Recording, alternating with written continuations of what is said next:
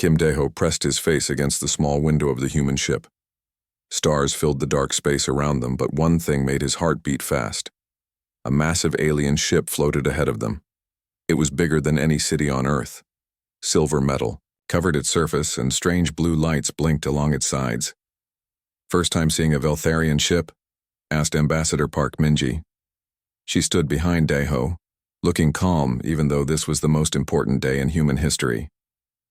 "Yes, ma'am," Daeho said. His hands shook a little. He was only 28 years old, but he spoke 17 alien languages. That's why the government picked him for this mission. Today, humans would meet the Veltharians for the first time. Commander Li Wujin walked up to them. His military uniform was perfect and his hand stayed close to his weapon. "Are you both ready? We dock in 10 minutes. Park Minji nodded. "Remember, Daeho, don't look directly at Queen Lithara. Their culture says her gaze can kill.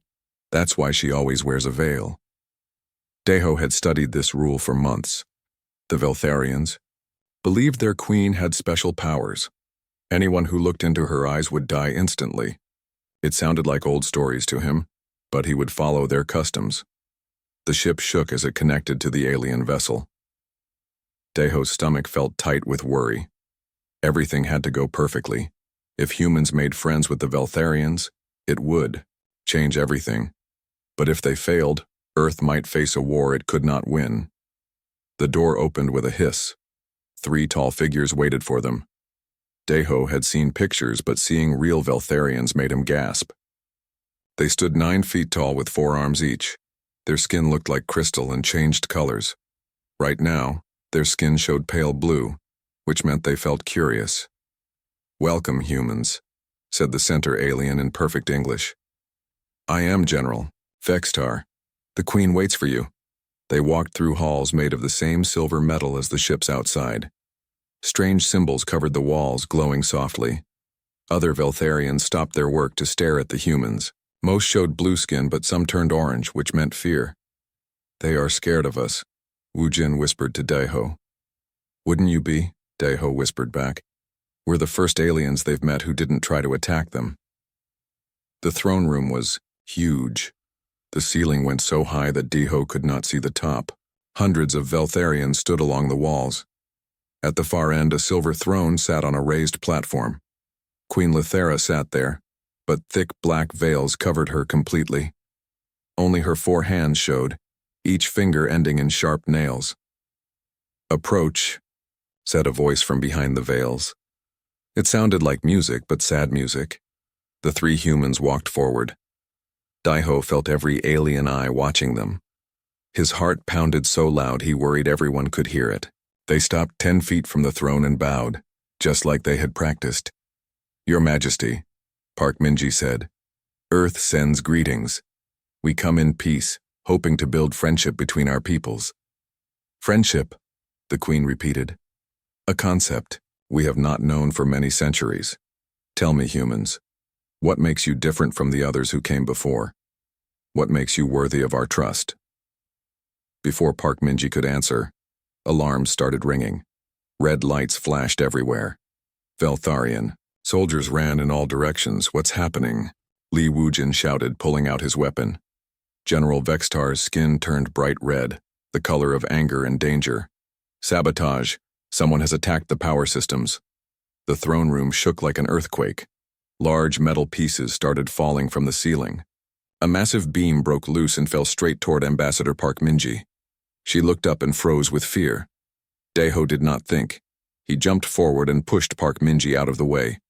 The beam crashed where she had been standing, but as Daeho rolled on the ground, he looked up at the throne. The explosion had blown away Queen Lithara's veils. Daeho stared directly into her eyes. They were the most beautiful eyes he had ever seen, purple like deep space with tiny stars that seemed to move inside them. But they were also the most terrifying. Power flowed from them like lightning. He felt that power hit him like a wave, trying to stop his heart and crush his mind.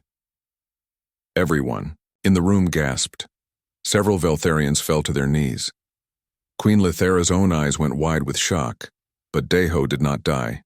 He lay on the ground, breathing hard, but very much alive. His body felt strange, like electricity ran through his blood, but he was not dead. Impossible, Queen Lithera whispered. She stood up from her throne and Daiho saw her full form for the first time. She was more beautiful than any human woman, but also more dangerous than any weapon. Her crystal skin showed deep purple now, the color of amazement and fear. "The ancient law," said an old Veltharian priest who stepped from the crowd. His voice shook. "It has been 3,000 years since anyone survived the Queen's gaze. The law is clear." Queen Lithera looked down at Daiho.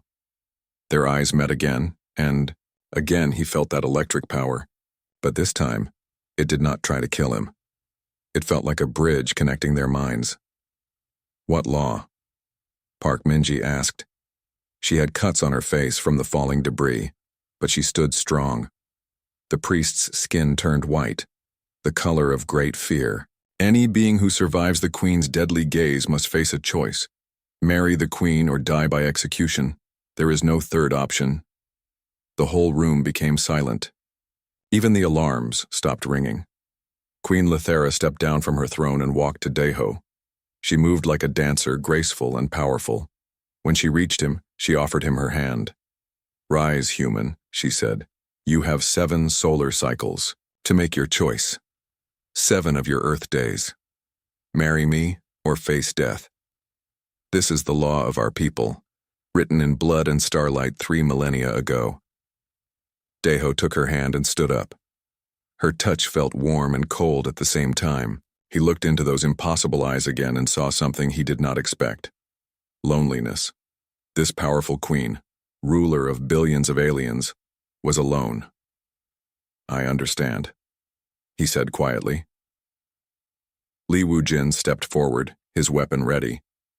"You can't force him to marry you." "Commander, no," Park Minji warned. Queen Lithera did not even look at the weapon. "I force nothing, human warrior. This is cosmic law older than your species. Your friend triggered it by surviving what should have killed him instantly. Now the universe itself demands a choice." She turned back to Daiho. "You will stay here as our guest while you decide. Your companions may stay as well, as witnesses to what comes next." Guards surrounded the humans, but they did not seem threatening, more like protection than prison. As they were led away, Daiho looked back at Queen Lithera. She stood alone in the huge throne room, no longer bothering to hide her face. For just a moment he thought he felt her thoughts touch his mind. She was as scared as he was. Daiho woke up in a room unlike anything on Earth. The walls glowed with soft blue light, and the bed felt like sleeping on a cloud. But his body ached in strange ways. His muscles felt stronger, and his hearing seemed sharper. He could hear conversations from far down the hall. A knock came at his door. "Come in," he said. Dr. Yoon Sora entered carrying a medical scanner. She was the only doctor on their team, and worry filled her eyes. "How are you feeling, Daiho?" "Different," he said honestly, "like something is changing inside me." She ran the scanner over him and frowned at the results. "Your DNA is changing. Not breaking down, but evolving somehow. I've never seen anything like it." Before Daiho could ask what that meant, another person entered. This Veltharian was smaller than the others, only 7 feet tall. Her crystal skin showed gentle green colors. "I am Princess Xylitha," she said, "Queen Lithera's younger sister. I come to speak with you about what happened." Dr. Yoon looked worried. "Should I leave?" "No," Princess Xylitha said. "You should hear this too. You are his healer, yes? He will need your help in the days to come." She sat down carefully, folding all 4 arms. "What do you know about my sister's curse?" "Only that her gaze kills," Daiho said. "But it didn't kill me." Princess Xylitha's skin turned deep blue, the color of old sadness.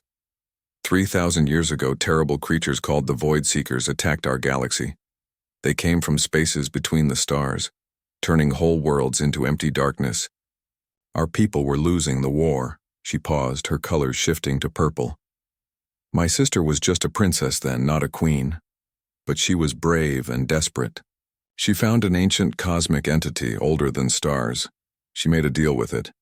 She would merge with its power to save our people, but the price was terrible. What price? Dr. Yoon asked. The power made her immortal and gave her incredible abilities, but it also cursed her. Anyone who looks directly into her eyes dies instantly. The cosmic entity said this was to protect others from her power, but really, it was to protect her from forming bonds that might make her weak. Daeho felt a chill. She's been alone for 3,000 years? Completely alone. She can never touch someone without gloves, never show her face, never have a friend or family close to her. The loneliness has been killing her slowly, but she cannot die. Princess Xylitha leaned forward. But you survived her gaze. Do you know what this means? The old priest said something about ancient law. Daeho said, yes. The cosmic entity that gave her power also made the law. If anyone ever survived her gaze, they would be compatible with her power. They could share her burden and end her loneliness. But it also meant they were strong enough to either help her or destroy her. Dr. Yoon looked at her scanner again. The changes in his body, they're connected to her? Yes. When their eyes met, their souls began connecting. In 6 more days, the connection will be complete. If he chooses to marry her, they will share power and she will no longer be alone. If he chooses death, the connection breaks and everything returns to normal. And if I choose neither? Daeho asked. Princess Xylitha's skin turned black, the color of death. Then you both die. The power will tear you apart from the inside and her grief will destroy her mind. Our empire would fall into chaos. A new voice spoke from the doorway, which is why some believe he should die quickly. An old Veltharian entered. His skin stayed permanent gray, and his eyes looked cruel. I am High Priest Zenthros. I have served the royal family for 800 years. Princess Xylitha's skin flashed red with anger. Uncle, you were not invited here. I go where I choose, child. He looked at Daeho with disgust. This creature threatens everything we have built. The queen has ruled wisely because she has no emotional connections, no weakness. But if she bonds with this human, she will become soft, caring, weak, or stronger, Daeho said quietly. Zenthros laughed, a sound like breaking glass. Humans know nothing of power. You are children playing with forces beyond your understanding. I have seen the ancient prophecies. When the queen bonds with another, great darkness will return to threaten us all. What darkness? Dr. Yoon asked. The old priest's gray skin turned darker. The Void Seekers were not destroyed, only sleeping. The queen's emotional awakening will call them back. They feed on strong feelings, especially love and connection. Princess Xylitha stood up, all 4 hands clenched into fists. Those are old fears, Uncle. Maybe the prophecy means the opposite. Maybe only through connection can we truly defeat the Void Seekers. As they argued, Daeho felt something strange. A whisper in his mind, soft and sad. Images flashed in his head. A young Veltharian princess watching her people die, making a terrible choice to save them. Then centuries of loneliness and duty. She's in my thoughts, he said suddenly. Everyone stopped arguing and looked at him. Queen Lethera. I can feel her sadness. She's in the throne room, dealing with reports of strange energy readings at the edge of our galaxy. She's terrified that the connection with me will put everyone in danger. High Priest Zenthros stepped back. The bond is forming faster than it should. This proves my point, he is too dangerous to live. But Princess Xylitha looked excited. No, Uncle, don't you see? He can sense her thoughts, which means she can sense his. For the first time in 3 millennia, my sister is not alone in her own mind. Dr. Yoon checked her scanner again. His brain activity is off the charts. It's like he's processing twice as much information as before. Daeho closed his eyes and tried to focus on the connection. Suddenly, he could see through Queen Lethera's eyes. She sat on her throne reading reports. But she was also listening to the conversation in his room through their mental link. "She can hear us," he said. The room fell silent. Then Queen Lethera's voice spoke in all their minds at once, clear as if she stood beside them. "Yes, I can hear you, and I can feel his fear, his confusion, his kindness. For the first time in 3,000 years, I am not carrying the weight of this empire alone." High Priest Zenthros' skin turned pure white with terror. This proves they are too connected already.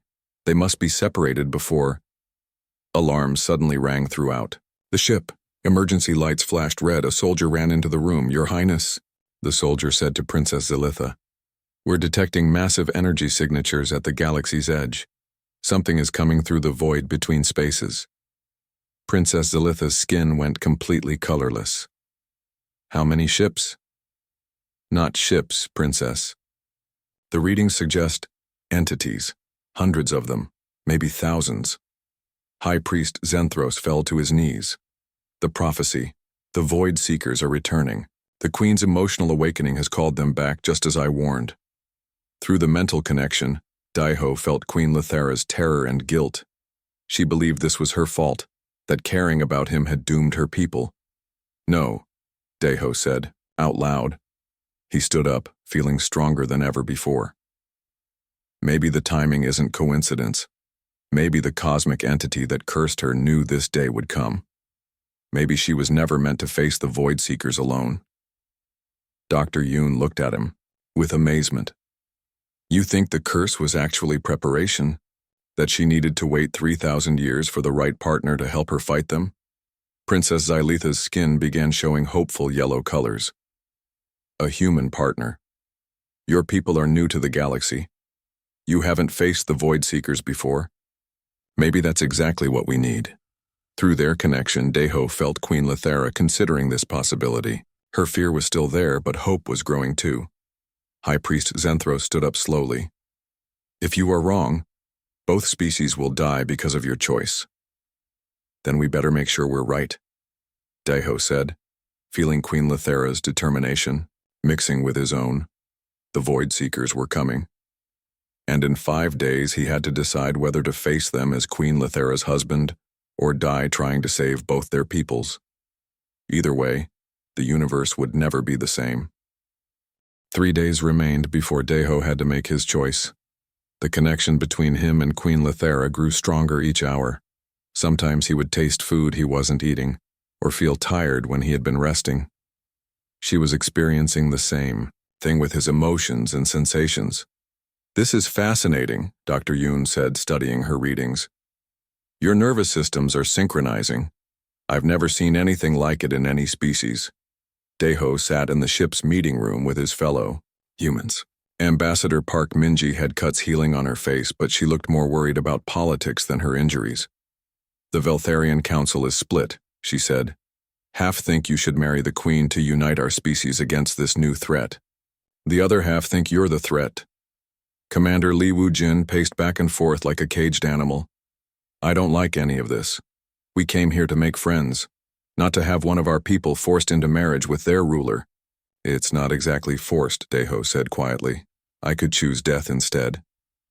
"That's not better," Wujin snapped. Before anyone could respond, the door opened. Captain Huang Jisoo entered, wearing a fresh human military uniform. She had been Daiho's best friend since childhood, and seeing her made his heart feel lighter.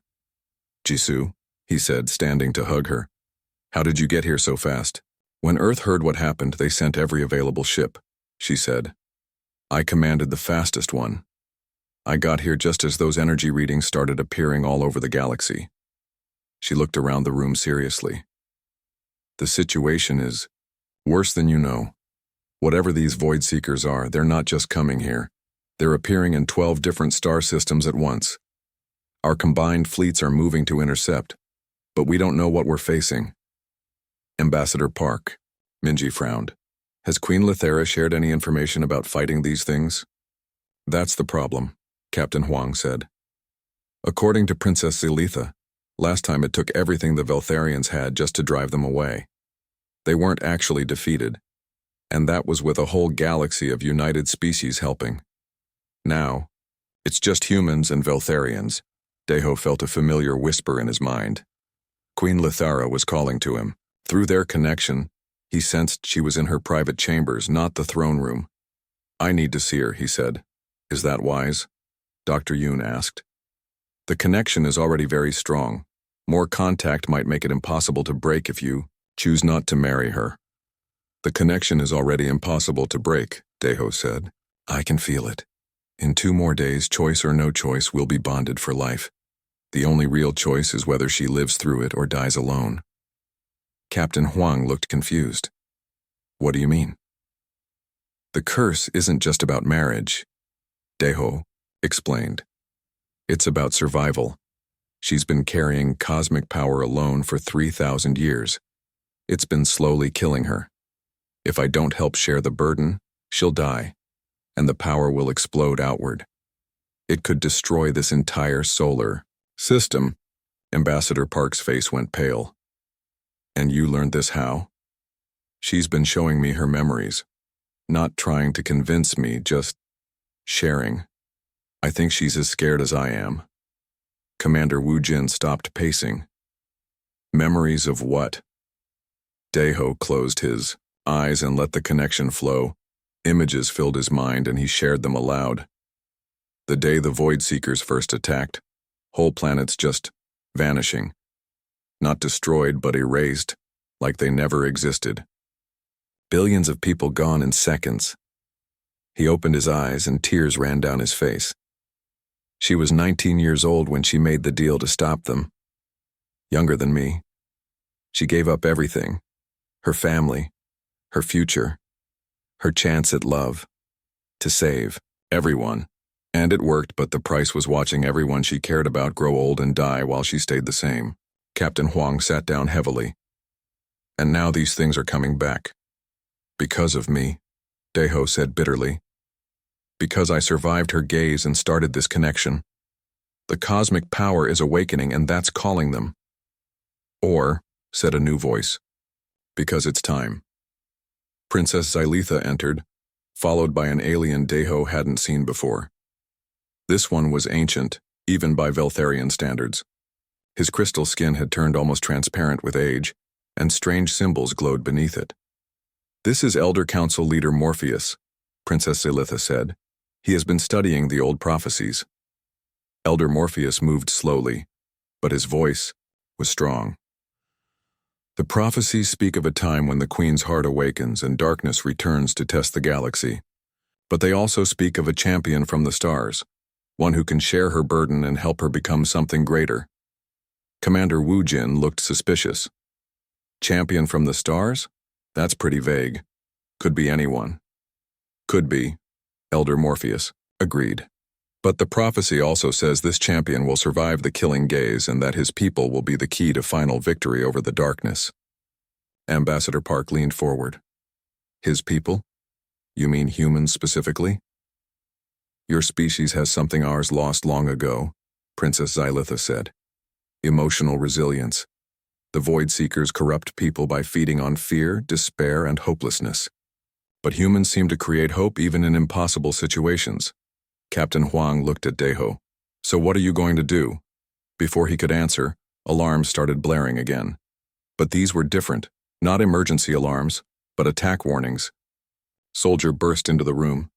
The capital ship is under assault. Elder Council Leader Morpheus has declared himself regent and ordered the Queen's arrest. Princess Xylitha's skin flashed bright red. What? That's impossible. Elder Morpheus is right here. She turned, but the ancient alien was gone. In his place stood a different Veltharian, one with scars across his crystal skin. I am the real Elder Morpheus, the scarred one said. The other was my twin brother Marcus. He has opposed the Queen's rule for centuries, believing she is too powerful for anyone to control safely. Captain Huang drew her weapon. He was listening to everything we said. Through his connection with Queen Lithara, Deho suddenly felt her terror and pain. She was trapped in her throne room, surrounded by Marcus's supporters. They had used special technology to block her powers, and they planned to execute both her and Deho publicly. They have her, Deho said, standing up. And they're coming for me next. As if summoned by his words, armed Veltharian soldiers appeared in the doorway. Surrender the human, their leader commanded. By order of Regent Marcus, he will be executed at sunset for crimes against the natural order. Like hell, Commander Wujin said, raising his weapon. Wait, Deho said. He could feel Queen Lethera's desperation through their bond. She was trying to tell him something important. He closed his eyes and focused on the connection. Suddenly, he understood. The blocks they were using on her power also blocked their bond somewhat, but not completely. She could still share some of her abilities with him. Deho opened his eyes, and for a moment, they glowed with the same purple light as Queen Lethera's. Stand down, he said to the Veltharian soldiers. His voice carried strange power, and the alien stepped back in fear. Impossible, their leader whispered.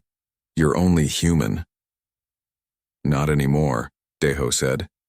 He could feel cosmic energy flowing through him, but it didn't hurt like he expected.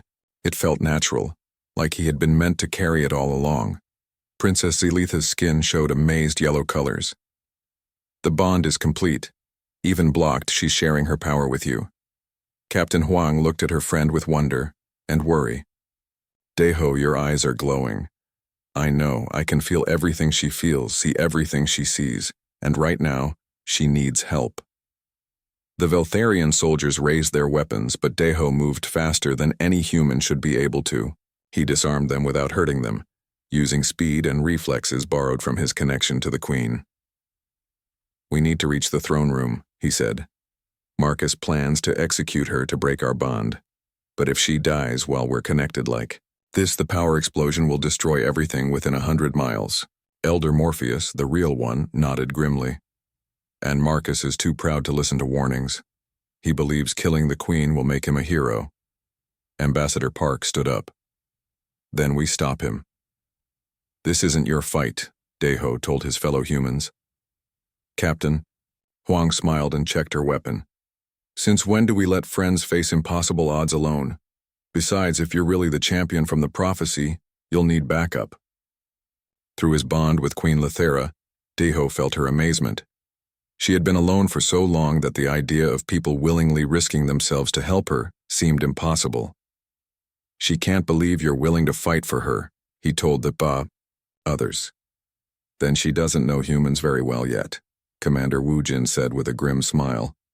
We're too stupid to know when something is impossible. As they prepared to fight their way to the throne room, Deho felt the bond with Queen Lethera pulse stronger. Whatever happened next, they would face it together. Marcus and his rebels were about to learn why you never threaten someone a human has decided to protect. The battle for the throne room was unlike anything Deho had ever imagined. With Queen Lethera's power flowing through him, he could move like lightning and see attacks before they happened. But the rebels had brought strong weapons designed to fight someone with cosmic abilities. Captain Huang fought beside him, her human training giving her an edge against the taller Veltharians. How many more? She shouted over the sound of energy weapons firing. Too many, Commander Wujin replied, taking cover behind a crystal pillar. And we're running out of time. Those energy readings are getting stronger. The Void Seekers are almost here. Through his connection with Queen Lethera, Deho could feel her growing weaker. The power blocks Marcus had placed on her were draining her life force. If they didn't reach her soon, she would die even if they won the battle. This way, Princess Zelitha called out. I know a secret path to the throne room. They followed her through hidden passages built into the ship's walls. These corridors were narrow and dark, meant for emergencies. As they moved, Deho heard Queen Lethera's voice in his mind. Don't come for me, she whispered mentally. Marcus has set a trap. He wants you to come so he can kill us both in front of the whole empire. It will break the spirits of anyone who still supports me. I'm coming anyway, Deho thought back. We're stronger together.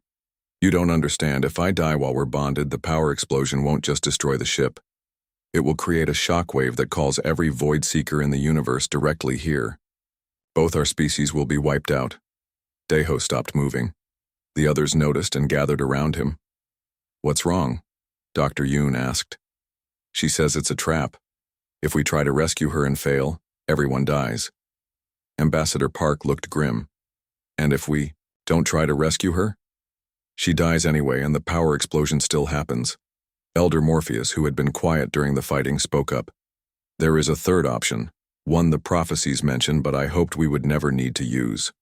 What option? Captain Huang asked. The bonding ceremony can be completed even at a distance. If young Deho accepts the marriage bond fully, he can share her power completely.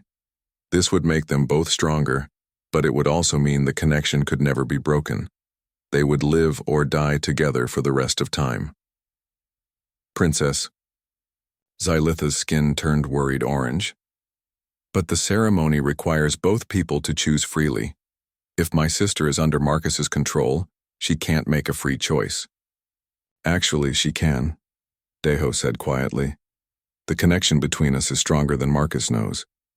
His power blocks can't stop what's already in our hearts. Dr. Yoon looked at her medical scanner. Your life signs are completely synchronized. Now, biologically, you're already bonded. This would just make it official. And permanent, Elder Morpheus warned. No force in the universe could separate you after this. Not death, not time, not cosmic power itself. Through the mental connection, Deho felt Queen Lethera's surprise and hope. She hadn't known the ceremony could be completed this way. Do you choose this? She asked in his mind. Knowing that you'll be bound to me forever? That you'll share my immortality and my responsibilities? Deho thought about his life on Earth, his career, his freedom. Then he thought about her 3,000 years of loneliness, and the way her hope felt like sunlight through their connection. I choose you, he said out loud, and in his mind at the same time. The effect was immediate. Power flowed between them, like a river finding the sea. Deho felt his human limitations burning away, replaced by something greater. At the same time, Queen Lethera's loneliness disappeared, filled by his warmth and determination. Captain Huang stepped back as Deho began glowing with purple light. Is he safe? Safer than he's ever been, Elder Morpheus said with amazement. And more dangerous, too. Through their perfected bond, Deho could see exactly where Queen Lethera was and how many enemies surrounded her. But he could also see something else. The first Void-Seeker ships entering their galaxy. They're here, he said. Hundreds of them. The ship shook as something massive struck it from outside. Emergency lights flashed and the artificial gravity flickered. The attack has begun, Princess Xylitha said. Marcus chose the worst possible time for his rebellion. Deho closed his eyes and reached out with his newly expanded senses. What he found made his blood run cold. The Void-Seekers weren't just attacking the ship. They were hitting 12 different star systems at once, just like Captain Huang had warned. They're everywhere, he said. Earth is under attack. So are the main Veltharian colonies. Then we need the Queen free now, Commander, Wu Jin said. Without her full power, both our species are doomed. Deho nodded and reached out through the bond. Lethera, can you break free if I share my strength with you? Maybe, but Marcus will try to kill you the moment he realizes what we've done. Let him try. Power flowed from Deho to Queen Lethera across space and through walls. The blocks Marcus had placed on her began cracking like ice in spring. In the throne room, Marcus felt the change immediately. Impossible, he shouted. The human is still alive and bonded to her. Queen Lethera stood from the chair where they had chained her. The chains turned to dust as cosmic power surrounded her. You never understood, Marcus. The curse wasn't my weakness. It was my strength waiting for the right moment to awaken. She looked directly at the rebels who had supported Marcus. Half of them fell to their knees immediately, overcome by her gaze. But she didn't kill them. Instead, she showed them visions of what the Void-Seekers would do to their families if the rebellion continued. Choose, she said simply. Fight with me to save everyone or die here while the universe burns. Most of the rebels threw down their weapons and begged forgiveness, but Marcus raised a special gun designed to kill cosmic-powered beings. I will not let you destroy our empire with your emotional weakness, he snarled. The war had lasted 3 months. Earth and dozens of Veltharian worlds lay under siege as wave after wave of void seekers emerged from dark space. The mental network that Daiho and Queen Lethera had created kept their forces united, but the strain was killing them both. Daiho collapsed in the command center, blood running from his nose. Dr. Yoon rushed to his side with her medical scanner. His brain is burning out, she told Queen Lethera. The human mind wasn't designed to handle this much mental traffic. If this continues, he'll die within days. Queen Lethera knelt beside her husband, touching his face gently. 3 months of marriage had only deepened their bond, but it had also shown them the terrible cost of their power. I can take more of the burden, she said. My mind is stronger. No, Daiho said weakly. We've talked about this. If you take too much, you'll lose your connection to humanity, and that connection is what makes the network work. Around them, displays showed the latest battle reports. The news was not good. A massive void seeker force was approaching Earth, directly, bigger than anything they had faced before. We're losing, Captain Huang said bluntly. She had been promoted to admiral after the previous fleet commander was killed. Our people are exhausted. The network is keeping us united, but it's not making us stronger. Princess Xylitha, now serving as military coordinator, nodded grimly. The Void Seekers have adapted to our tactics. They're using corrupted members of our own species to break our mental connections. President Chen Mi-young appeared on the main communication screen from Earth. Her face looked older than her years, aged by months of constant crisis.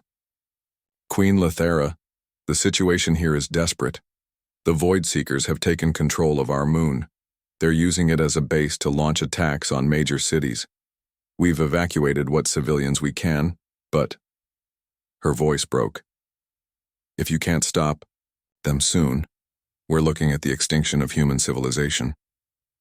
Queen Lethera stood slowly, cosmic power swirling around her like a storm. There is one option we haven't tried, something the ancient prophecies mentioned, but I hoped we would never need to attempt it. Elder Morpheus looked up from his study of old texts. You mean the Great Unity? My queen, that's never been attempted. The risk is death, for everyone involved, Queen Lethera said. But if it works, we could create a permanent bond between our entire species, not just temporary connections, but true unity of consciousness. Ambassador Park looked concerned. What would that mean for individual identity? Would we still be ourselves? I don't know, Queen Lethera admitted. The prophecy speaks of many minds becoming one heart, while each voice remains unique. But it could mean the end of privacy, of individual thought as we know it. Daiho struggled to sit up. Or it could mean the beginning of something amazing. A civilization where no one is ever alone, where every person has access to the wisdom and strength of everyone else.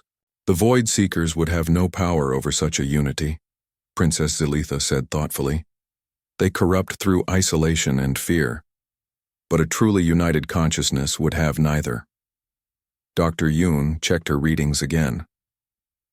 Whatever we're going to do, it needs to happen soon. Daiho's condition is getting worse, and the current network is starting to break down. Through the displays, they could see human and Veltharian ships beginning to lose coordination as Daiho's strength failed. Several vessels had already been recaptured by the Void Seekers. How would this great unity work? Captain Huang asked. Queen Lethera took Daiho's hand, and their combined power filled the room with soft purple light. We would need to touch every conscious mind in both species simultaneously. Not just the fleet crews, but every human on Earth and every Veltharian in the Empire. Billions of minds connecting at once. That would kill you both, Dr. Yoon protested. The mental strain would be impossible to survive. Maybe, Daiho said. Or maybe we'd become something new. Something strong enough to not just survive, but to heal the Void Seekers instead of destroying them. Everyone stared at him. Heal them? President Chen asked from the screen. They're monsters. They've killed billions of people. Have they? Daiho asked. Through his bond with Queen Lethera, he had been studying the Void Seekers' behavior patterns. Or are they trying to connect with us in the only way they know how? They don't destroy people, they absorb them. They don't attack randomly. They go after isolated individuals and groups. Queen Lethera's eyes widened as she followed his reasoning. You think they're lonely, that they're trying to join our consciousness but don't know how to do it without destroying us. It would explain why they sleep for so long between attacks, Elder Morpheus said excitedly. They're not resting. They're waiting for civilizations to develop strong enough mental connections to survive contact with them. But every time they try to connect, they accidentally kill who they're trying to reach. Princess Xylitha continued. So they retreat back into dark space, waiting for the next opportunity. Ambassador Park looked skeptical. You're talking about these things like they're just misunderstood. They've wiped out entire species. Because those species weren't ready, Queen Lethera said. But what if ours are? What if the curse, the prophecies, everything that's happened? What if it was all preparation for this moment? Alarms suddenly blared throughout the ship. The largest void seeker force yet detected was emerging from dark space near Earth. Decision. Time, Admiral Huang said. Whatever we're going to do, it has to be now. Deho looked at Queen Lethera. Through their bond, he could feel her fear and determination in equal measure. If we do this and we're wrong, both species die, she said. If we don't do this, both species die anyway, he replied. At least this way we have a chance. She nodded and stood, raising her hands. Cosmic power began building around them both, more than either had ever channeled before. Everyone who wants to be part of this, take hands, Queen Lethera said. Princess Xylitha, contact every ship in our fleet. President Chen, connect us to every communication network on Earth. One by one, the people in the command center joined hands. Around the galaxy, humans and Veltharians felt the call and reached out to touch others near them. The mental network that had been fading suddenly blazed back to life, stronger than ever. Are you ready? Queen Lethera asked Deho. Together, he said. They released their power all at once, reaching out to touch every conscious mind in both species. The sensation was overwhelming. Billions of individual thoughts and feelings flowing together like rivers joining the sea. For a moment, Deho felt himself dissolving, becoming just one voice in an enormous choir. But then he felt Queen Lethera's presence steady him, and he realized he was still himself. Different, expanded, but still uniquely Deho. Around him, he could sense the amazement and wonder of billions of people experiencing the same thing. Humans felt the deep wisdom and discipline of Veltharian culture. Veltharians experienced human creativity and emotional resilience. Fear and loneliness disappeared as everyone realized they were part of something infinitely larger than themselves, and then the Void Seekers reached out to them. Instead of the violent mental invasion everyone expected, it felt like gentle curiosity. Ancient minds that had been alone in dark space for eons, desperate for connection, but terrified of causing harm. Welcome, Queen Lethera said, speaking for all of them. We've been waiting for you. The response came not in words, but in pure emotion, overwhelming relief and joy from beings who had thought they were doomed to eternal loneliness. We are sorry, the Void Seekers communicated. We have hurt so many. We did not know how to connect without destroying. We know, Deho replied, his voice joined by billions of others. But we're strong enough now, strong enough for all of us to be together without anyone getting lost. What happened next would be remembered as the moment two species became three, then four, then countless numbers as civilizations across the galaxy felt the call and chose to join the Great Unity. The Yaseo. War ended not with victory or defeat but with understanding. The Void Seekers shared their knowledge of spaces between stars, while humans and Veltharians taught them about connection without consumption. Years later, Deho and Queen Lethera would watch their children, the first generation born into the Great Unity, prepare for journeys to distant galaxies. These children could speak with their minds, share their dreams, and never know the loneliness that had once driven species to war. Do you ever regret it? Queen Lethera asked one evening, as they stood on the observation deck of their ship, watching stars wheel by. Giving up your individual human life for this? Deho smiled and took her hand. I gave up nothing. I gained everything. You, our family, a universe full of friends I haven't met yet. And I'm still me. Just a better version, she said, leaning against him. We're all better versions now. Through the great unity, he could feel the contentment of billions of beings across thousands of worlds. Humans still loved adventure and discovery. Veltharians still valued wisdom and tradition. The former Void Seekers still explored the dark spaces between stars, but now they brought news and friendship instead of fear. And somewhere in the cosmic web that connected them all, new voices were joining the song. Other species, other civilizations, drawn by the unprecedented display of unity and love that had transformed a galaxy. The universe was vast and full of wonders,